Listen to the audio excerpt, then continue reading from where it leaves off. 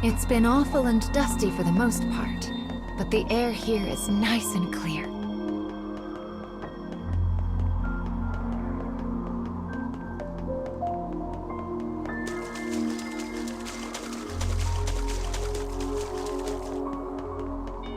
Do you see that?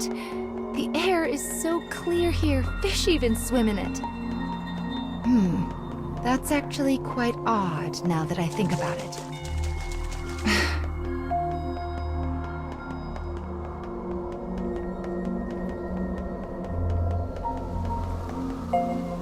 Looks like we found our first memory in this area. Oh my, this looks like a katana. Maybe we'll hear a story about a samurai. Let's have a look, shall we?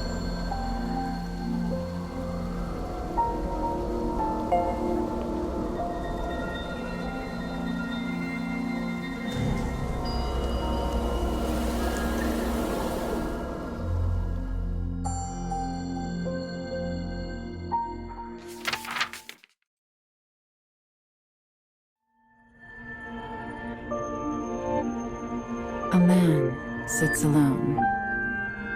Though he speaks, the target of his words is unseen.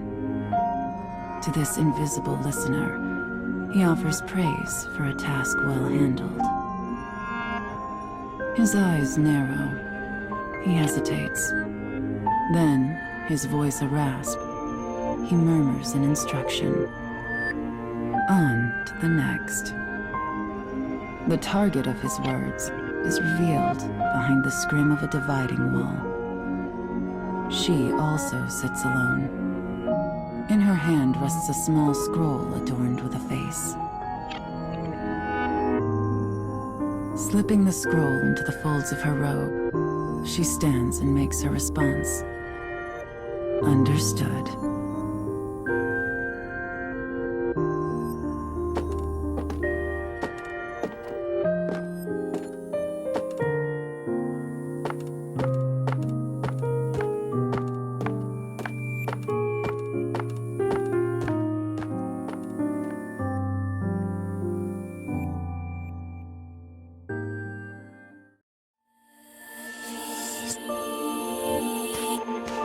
Thick clouds hang low against an ominous sky.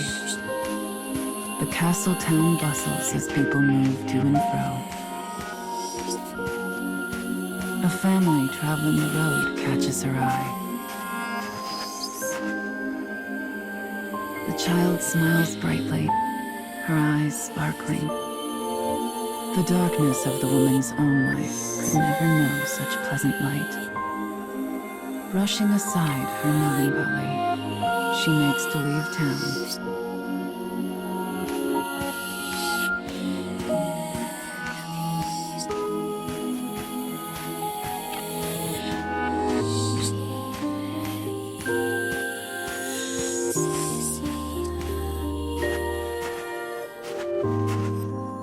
A sudden glimpse of silver catches the woman's eye as an assassin appears before her. A thin razor of a smile crosses her face. She knows this is exactly where she belongs.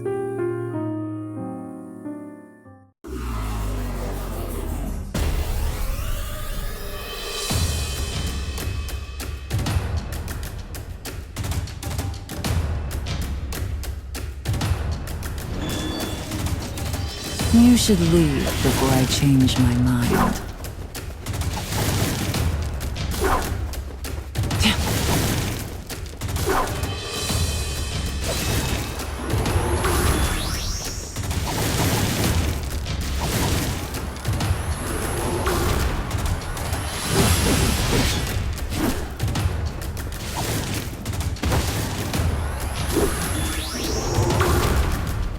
Come, I'll cut you down.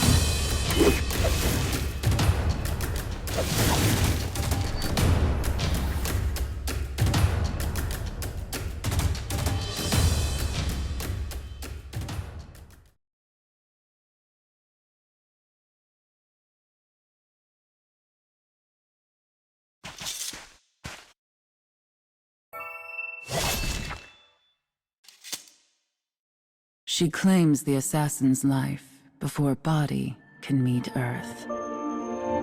In the silence that follows, she muses on her life. She walks a path of blood, a solitary path, far from family or comfort. Had she ever smiled as that child did? Could she? Such thoughts swirl in her mind as the woman considers a life she knows she will never have.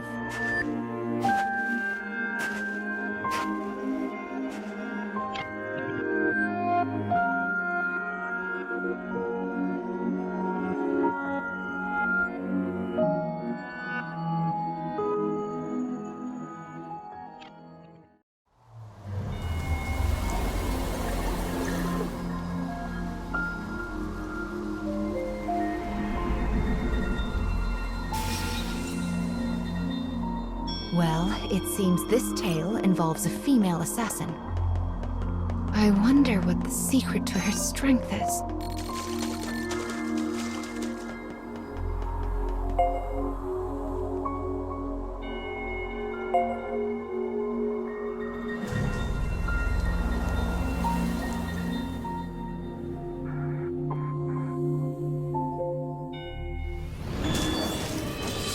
You should leave before I change my mind. I'll cut you down.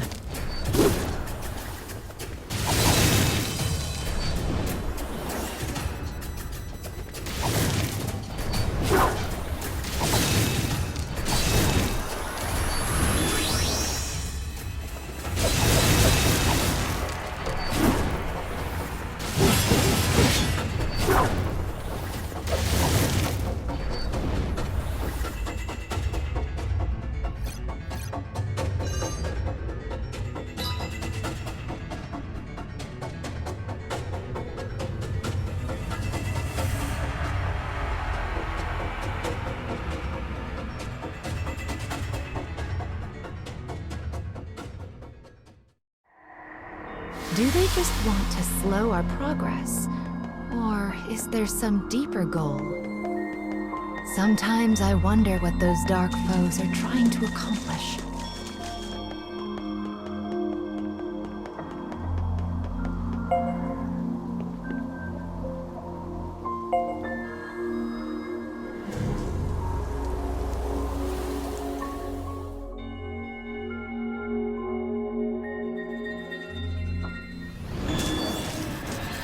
You should leave before I change my mind.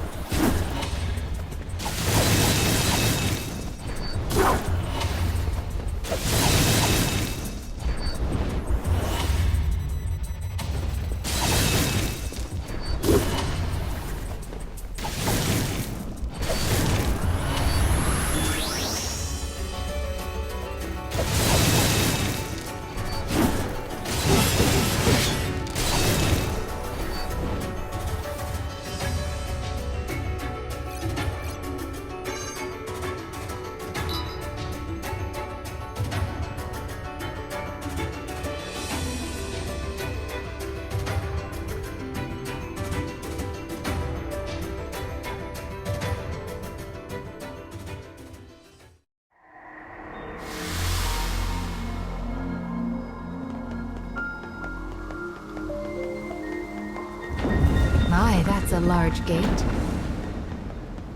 We certainly won't be able to lift this on our own.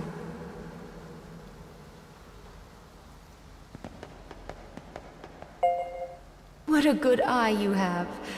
Here, let Mama take care of that for you.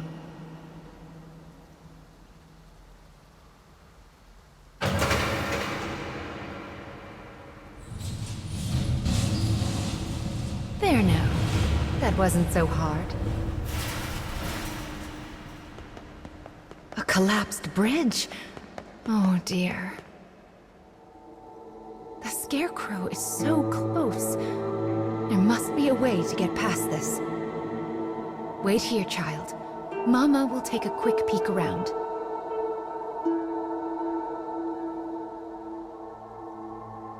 Oh, but this is a bother.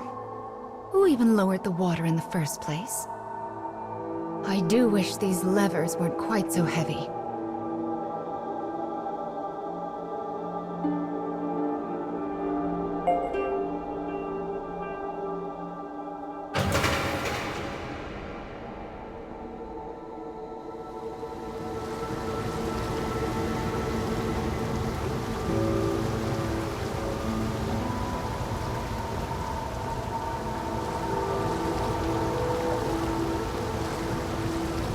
Right then. 1 down and 3 to go.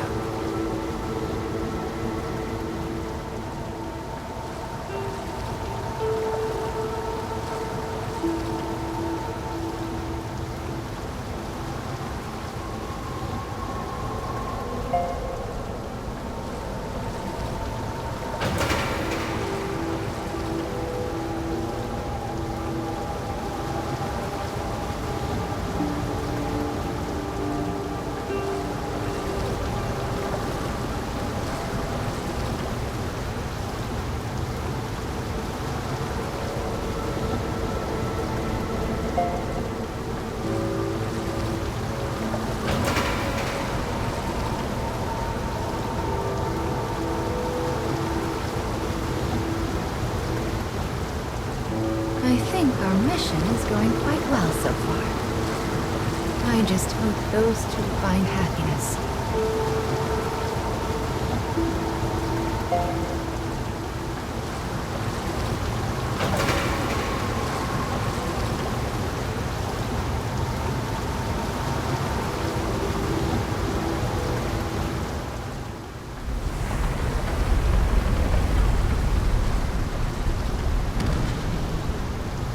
Wonderful! That did the trick. Now we can cross to the other side. That certainly did take a lot of time. Well, let's get back on our feet and continue with the restoration, shall we?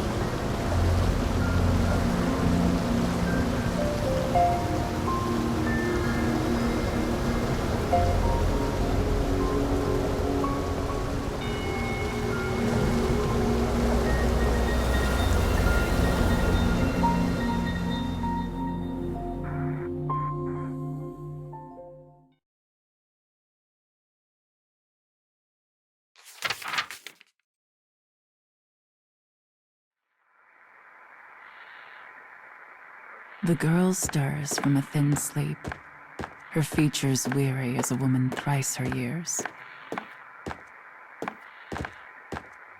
Her life is an unending blur of training that continues without mercy or pause. Bones creak, flesh stings, pain is her constant companion. Yet she forces herself down the hall all the same. When she arrives at the garden, a bellowing roar orders her forward. Coming, she replies in a voice devoid of all feeling.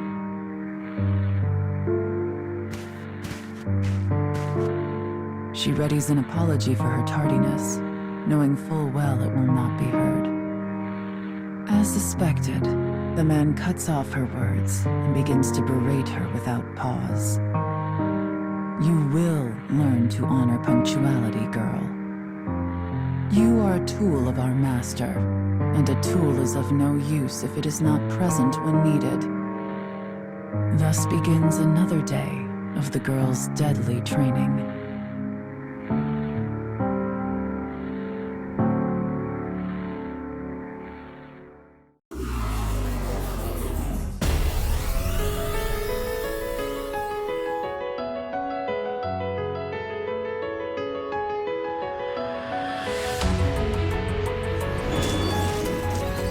You should leave before I change my mind.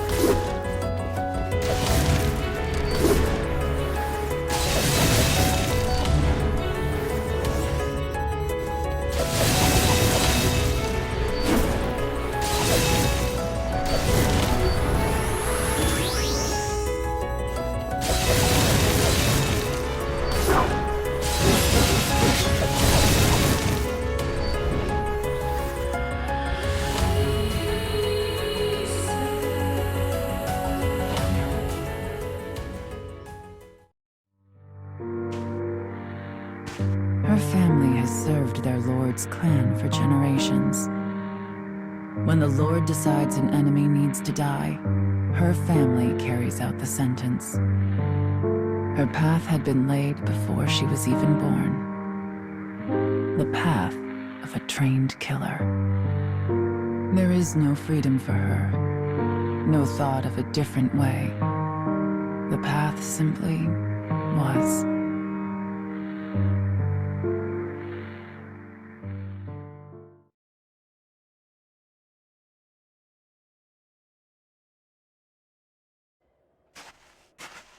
The woman does not bemoan her fate, for she has never known another.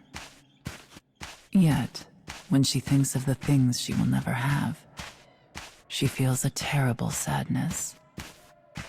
But she presses on regardless, leaving such distractions behind. At some point, she realizes that rain has begun to fall. Through the droplets, she spies a castle with a dark and enigmatic aura. Soon she finds a lone guard standing before a gate. Moving without sound, she looses her sword.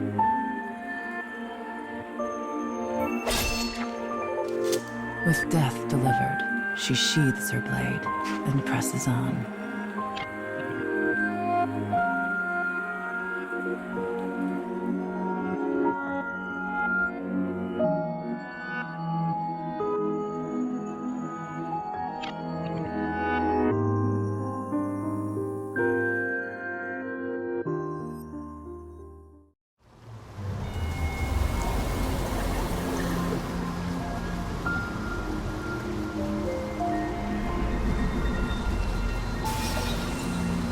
Her whole life had been decided before she was even born. It's rather a tragedy, don't you think?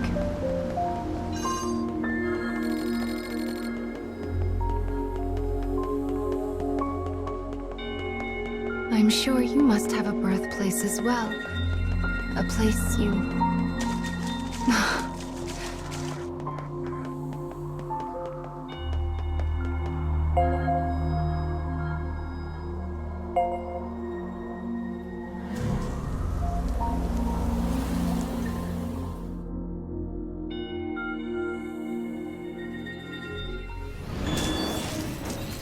You should leave before I change my mind.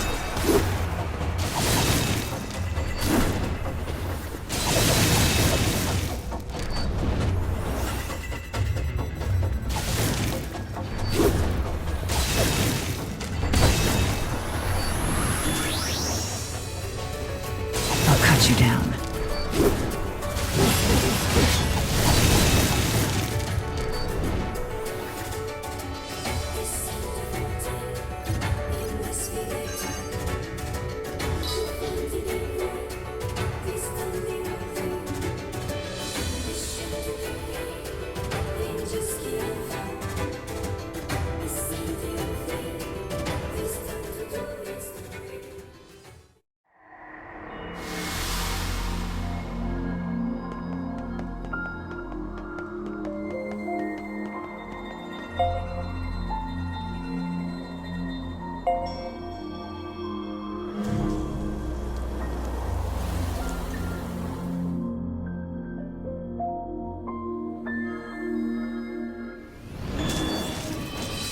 You should leave before I change my mind.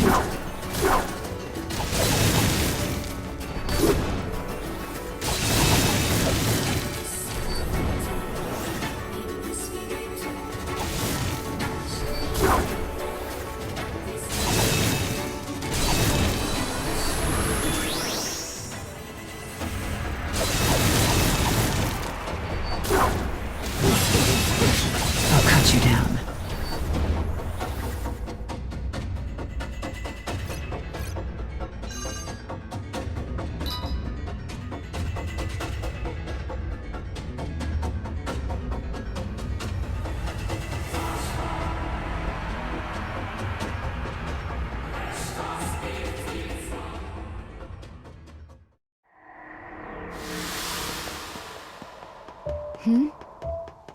Do you hear that?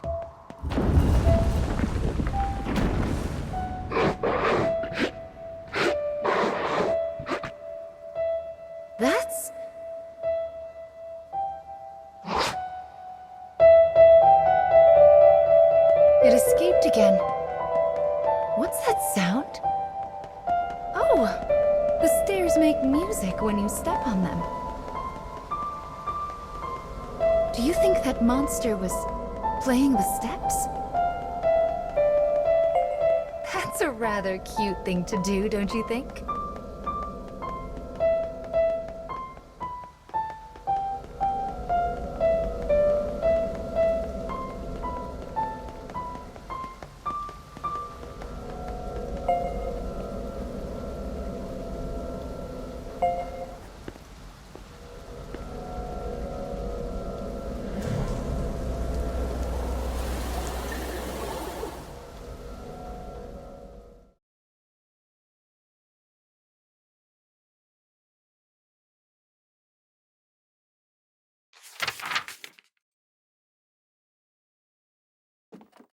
The woman moves ever deeper into the castle in search of her target. Her mission is to kill the son of an enemy lord and halt his possible succession. The enemy army values blood. If the successor were to die, chaos will inevitably follow.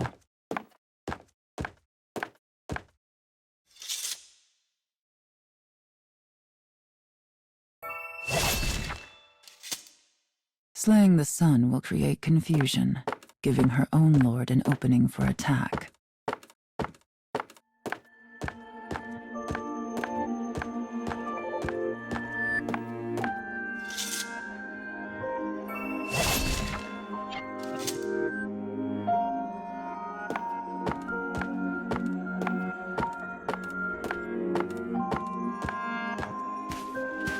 She passes through the corridors and moves toward a reception room.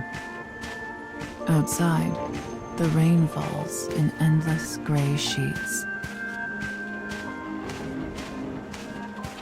A child sits alone, his frame made smaller by the size of the room. She recognizes the boy's face from her scroll. Without a word, she draws her sword and points the tip at the child's throat. Yet he simply stares at the cold steel, making no move to escape. As the woman studies the child's haggard face, she realizes something. This is no son of a lord, but instead a girl frocked in boy's clothing. The woman asks her target why this is. As if a dam has burst, the girl suddenly lets fly with a torrent of grievance. I wish this house and this entire nation would fall.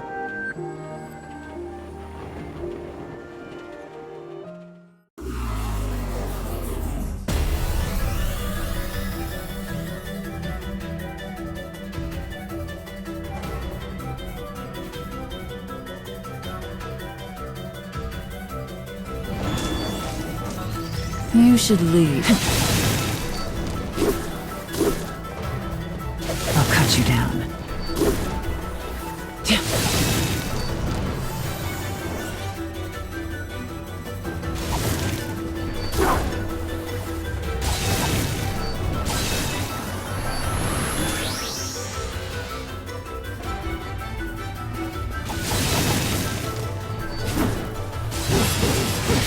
Come.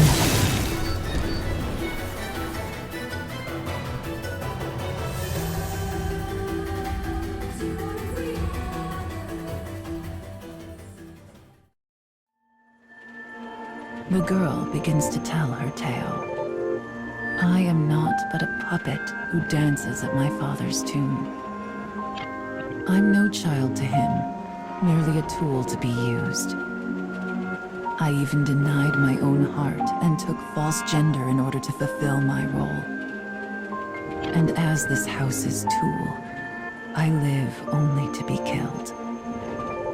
So please, just bring this to pass. End me. The girl's eyes turn to rest on the woman. This is who I used to be. Set to walk a path before I had even drawn breath. The woman's sword wavers. Her hand hesitates. Outside, the rain falls as if it was trying to blot out the very earth itself. And yet somehow, it feels quiet.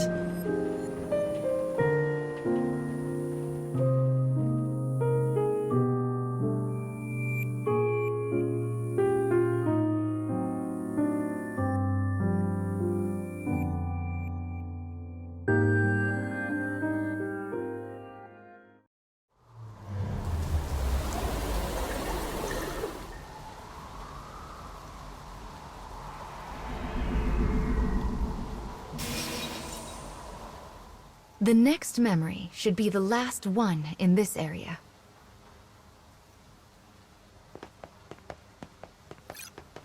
I wonder what that monster wants, and those other dark foes for that matter.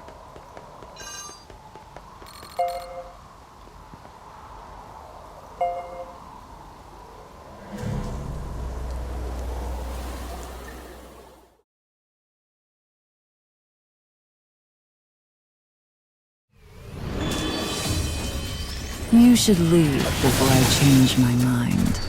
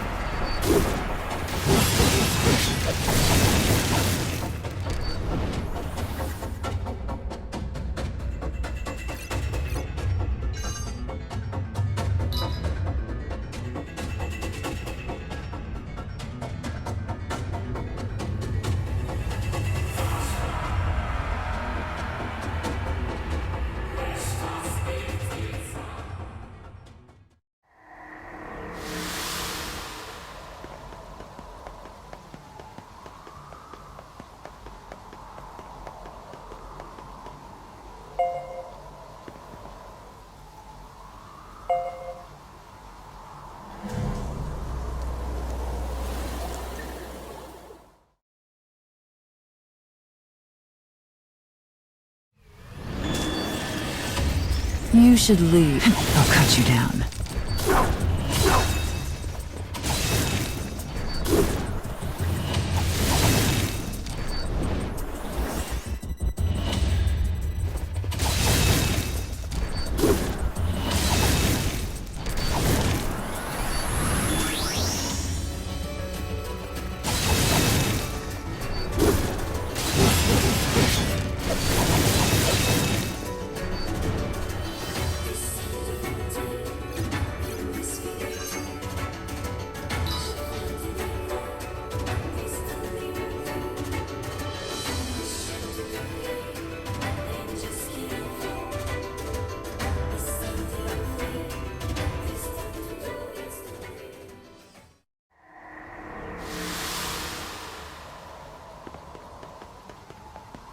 I think the last scarecrow in this area is inside this building.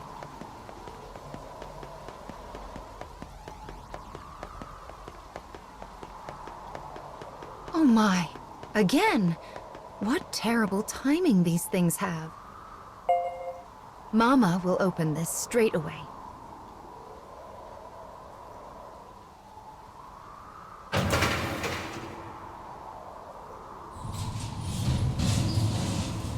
There.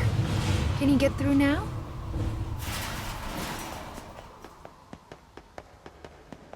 This next memory should restore the weapon.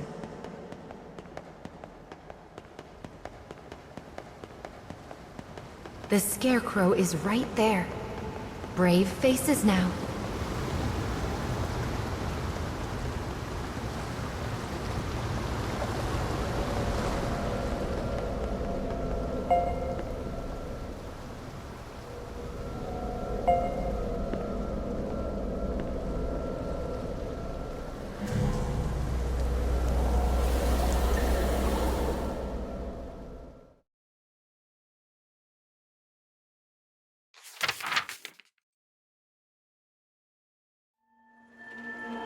The only sound is the rain.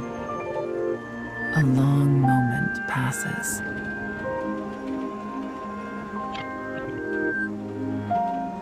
The woman sheathes her blade. She then asks the bewildered girl, "Did you mean it when you said you wish your house would fall?" Shaking, the girl nods. The woman responds, "Understood." Suddenly, the sounds of an army clattering into place emerge behind them.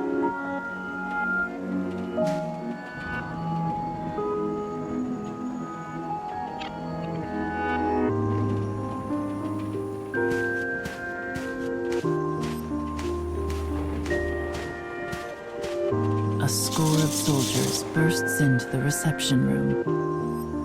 The woman's face is the very picture of composure.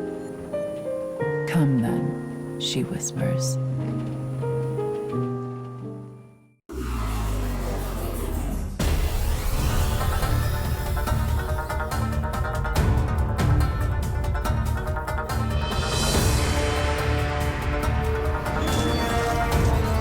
"You should leave. Come."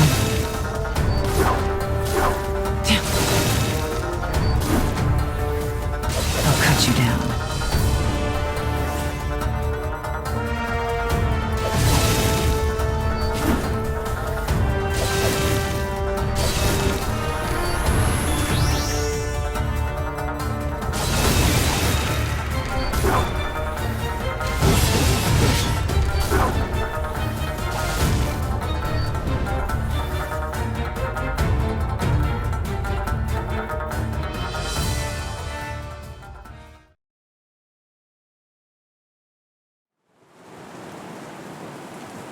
The girl runs over and takes her hand. Why had she done this? The sound of the rain begins to fade. People cannot choose the station of their birth. One can scarcely even choose their own manner of death in this violent, fleeting world. But perhaps one can choose to let another live. I was a tool of my house who carried out her role. My hands are stained with sins beyond counting. I doubt this will absolve me of my actions, but it might make a nice gift to bring with me into hell. She can no longer hear the rain. Tears roll down the girl's cheeks, and on the woman's face is something almost like a smile.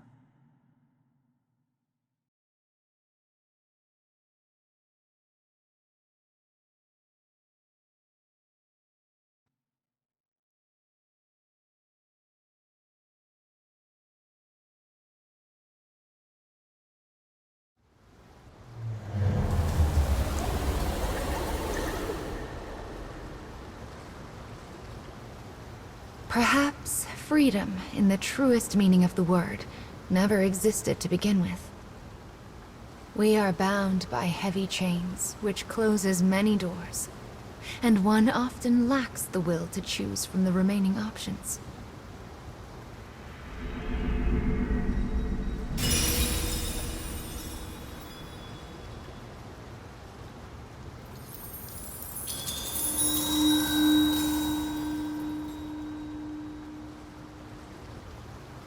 Anger. This is the fourth fragment that you've lost. What is your anger meant for? Is it for a person, the world, your fate? Or perhaps yourself?